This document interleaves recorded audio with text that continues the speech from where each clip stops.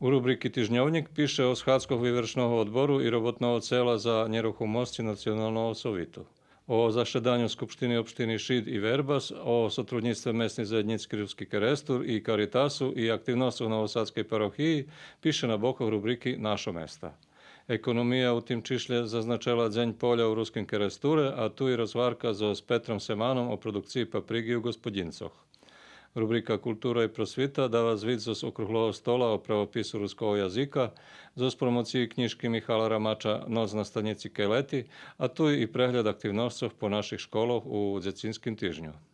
Mozaik piše o roboti Kut Taras Ševčenko z Đurđova, a rubrika Ljud za rok i život predstavlja mladого ljekara u rusko-keresturskej ambulanti Adnana Hasana z Iraku, a piše i o 50-ročnici malženstva Nataliji i Joachima Hrubenjovi iz ruskog Kerestura. U tim čišlje na šore i 16. predloženje feljtonu o 75-ročnici novinsko-vydateljnoj ustanovi Ruske slova autora Đuri Larčaka. Na boku duhovnog života piše o pastoralnim centra Josafata u Keresture, a tiž i o stretnucu slova života za mladih.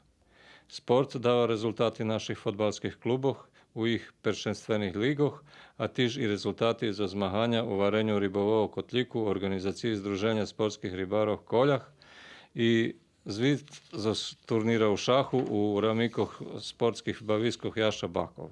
Na koncu novinov rubrika Horuci tepši, a u tim čišle jak dodatok višlo ruske slovo u Švece.